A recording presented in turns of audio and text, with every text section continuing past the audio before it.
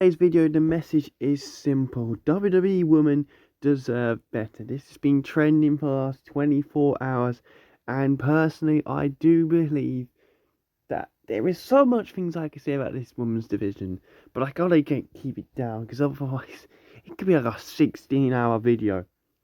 But I'm just gonna give like most of the key points about the women's division, and also I would like to say, so The Rock has returned to SmackDown tonight. And that is cancelled Liv versus Naomi. So this is not going to help the case anymore, Triple H. You're on fraud watch, buddy.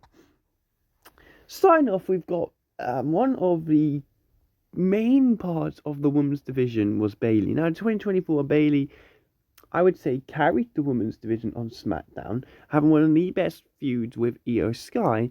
But during the feud, it was like cut short. They were like, at first they were getting like all the top views, and then they cut it short because of the bloodline stuff going on. And you see more of the blood stuff, and you would barely see Bayley in Io Sky, which was wrong for me. Now, don't get me wrong, Bayley's title reign wasn't the greatest title reign I've ever seen, but she had some great matches. Backlash in France, which was a great match, but there was also a story they were starting to build with Naomi. Now, I'll get onto that further into this video because this is the thing with Triple H. He starts a story and then he doesn't finish the story and he moves on. He pivots, he twists. And I just don't understand it. Liv Morgan had a phenomenal 2024 on her books. She won the Women's World Championship at King and Queen in the Ring. She took Dominic Mysterio from Rhea Ripley. She beat Rhea Ripley at SummerSlam. She took the entire Judgment Day from Rhea Ripley at SummerSlam. She then became the first ever women's Crown Jewel champion at WWE Crown Jewel. But the issue with Liv Morgan was she was left in a bad position. It was until Rhea Ripley would come back from her injury, we're going to have Liv Morgan do nothing. We're going to have her talking backstage. We're going to have her not win a match clean. Her only match that she won clean in 2024 was against Io Sky at Saturday Night Main Event. That was it. She won one match clean in 2024, and it was a fantastic match, but it could have proved you could have done so much more with Liv Morgan than they actually did. Now, the booking of Liv Morgan's championship reign was awful.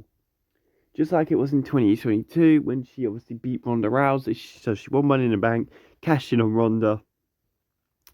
And Ronda was like Rhea Ripley. We'll give Liv a match against Shayna Baszler. Just to, like, you know, give her a attention, a clean win.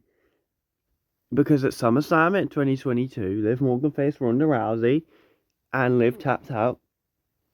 And the ref didn't see it. So Ronda lost, because he counted the pinfall. He counted the pinfall over it.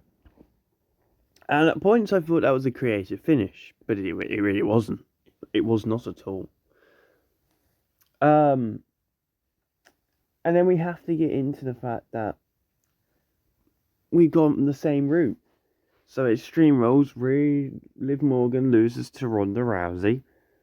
Rhea Ripley beats Liv Morgan at day one. And yet again, Liv just didn't have the defences. Alright, she beats Zelina Vega, cool. She beat Becky Lynch, cool. But none of those matches were won clean. And that was the problem. The storyline with Dom before everything with Rhea returning was a lot better than anything that happened while she was champion. Now she's being booked a lot better, don't get me wrong, when she's not got the title anymore.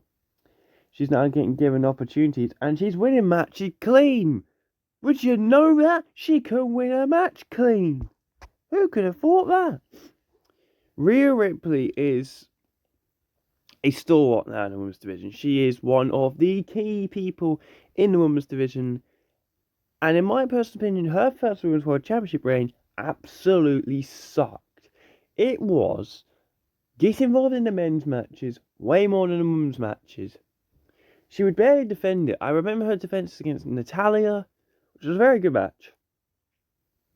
The one on Raw, not the one at, what was it called? Night of Champions, where she was defending it for 58 seconds. On Natalya's birthday, by the way. She defends against Raquel Rodriguez on Payback. Nia Jax at Elimination Chamber. Obviously Becky Lynch at WrestleMania. But I don't remember many Rhea Ripley defenses. I just don't. I think her title reign sucked. Yeah, she beat Ivy now. She didn't face anyone with like the caliber who could actually beat her. Now, obviously, she's been stuck in the Liv Morgan feud for the last bits of 2024. A feud that really could have had a good potential, a good ceiling, a good height. Anything could have gone better with this feud than it did. But it just sucked the life out of it when Rhea returned. And I'm not trying to blame Rhea Ripley, because I don't think that's fair to say it's Rhea's fault. It's the booking's fault, and that's Triple H's fault. He couldn't book a simple story.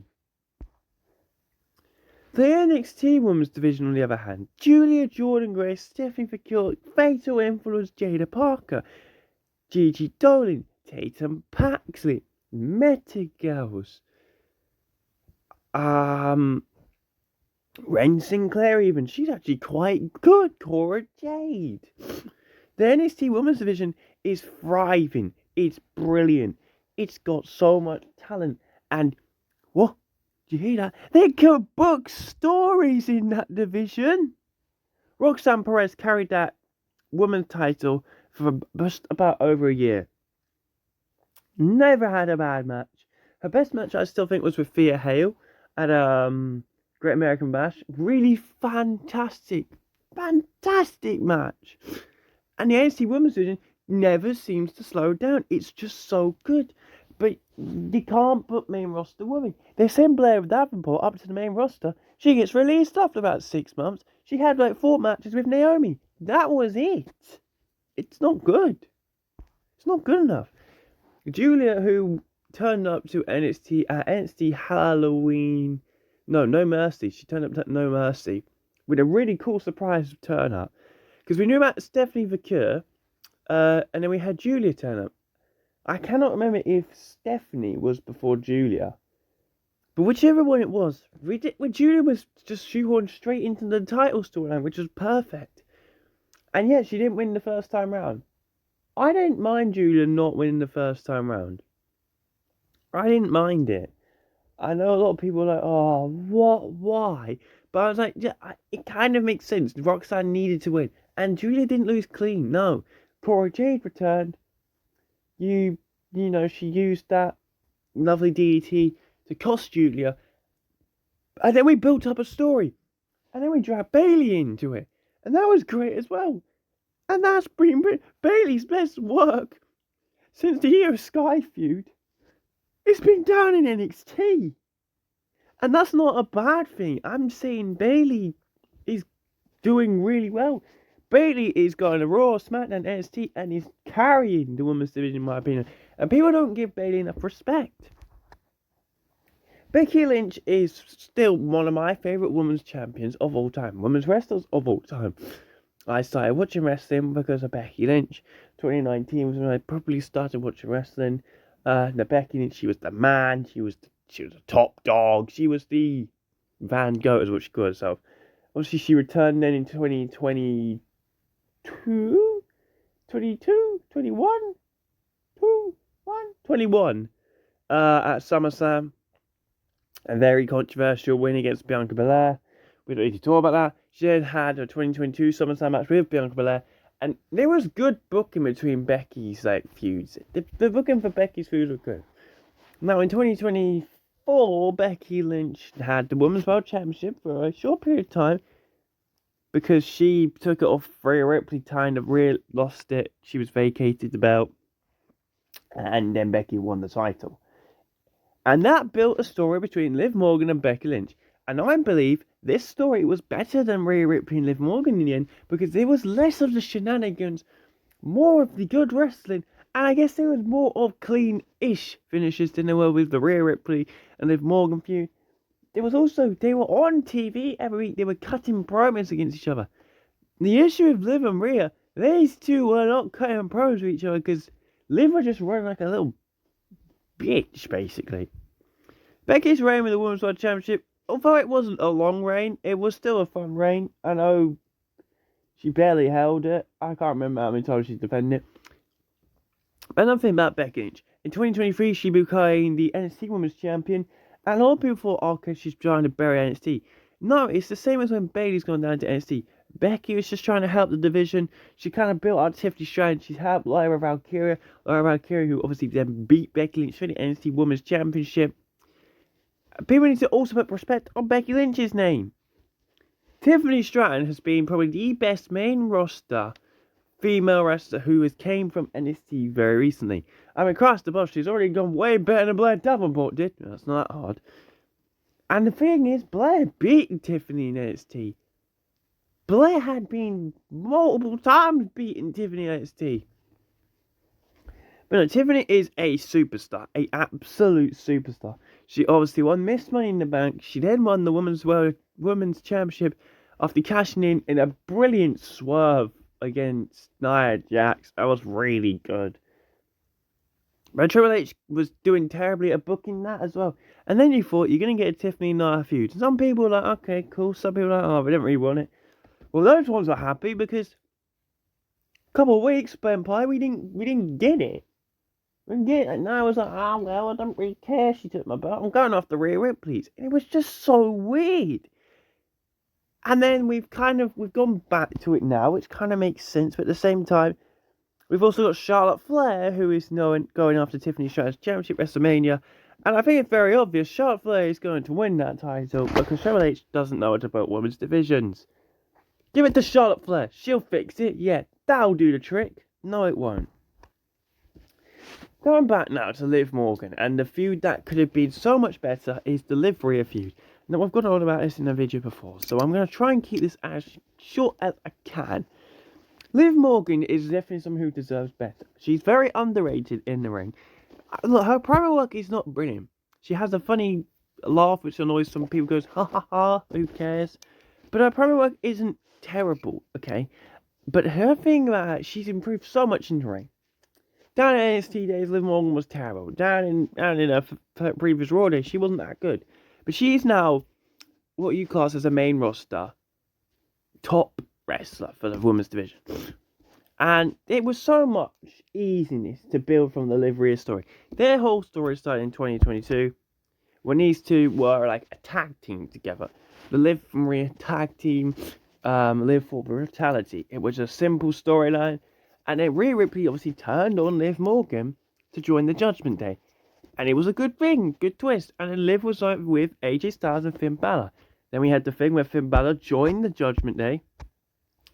And yet, with that happening, Liv Morgan kind of got lost in the shuffle a bit.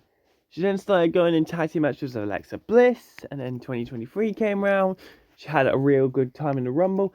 And then restarted the Liv and Rhea stuff because those two were the first two in the Women's Rumble, and they went all the way to the end. Now, do you think that gave Liv Morgan a push to have a World Championship match in 2023? Hell no, it didn't, because they don't know what to do with her. She was a tag team wrestler in 2023. Why? I don't know. She's a good wrestler. Liv's a great wrestler. With the whole Liv Rhea feud, though, we brought it back in 2024 after Rhea Ripley had attacked Liv Morgan in 2023, putting her out of WWE for 6 months by rupturing her shoulder.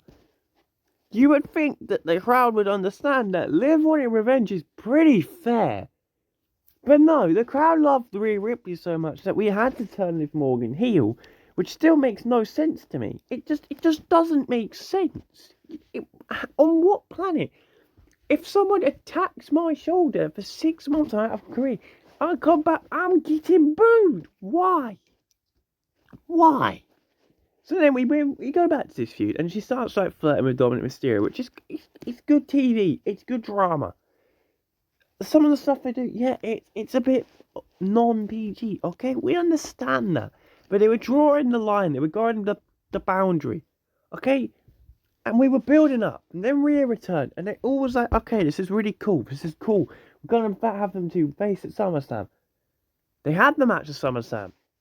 And I personally think this should have been the end of the story. Liv winning. End it.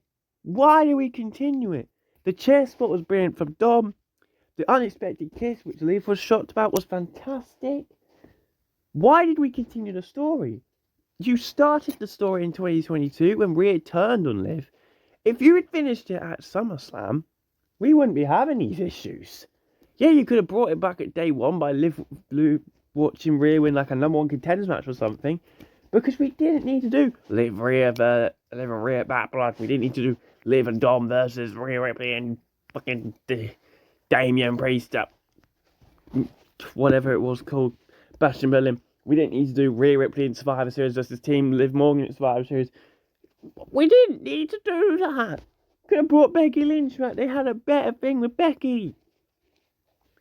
SummerSlam Liv versus Rhea should have been the end of the story. And there would be no issues. A story that started in 2022 when Rhea Ripley turned on Liv Morgan whilst they were in a tag team ends after 2 years. Donezo. Finished. Perfect. Great ending. And I don't think people would have hated Triple H's booking of this story. But he went on and on and on. He went to Bad Blood. And it was like, oh God, we're still going with it. And we keep going with it because it seems like we're still going with it. Because Liv qualified for the Elimination Chamber thanks to Rhea Ripley punching Io Sky in the face. So well done, Rhea. That was fantastic, you stupid idiot. If we do Liv versus Rhea at WrestleMania again, I might just tear my hair out. Because I can't be asked to see this story continue. I can't. Anyway, I just feel like that story had the easy potential. Should have ended the SummerSlam. It should have. That is part 1 of the woman deserve better. I'll be back for part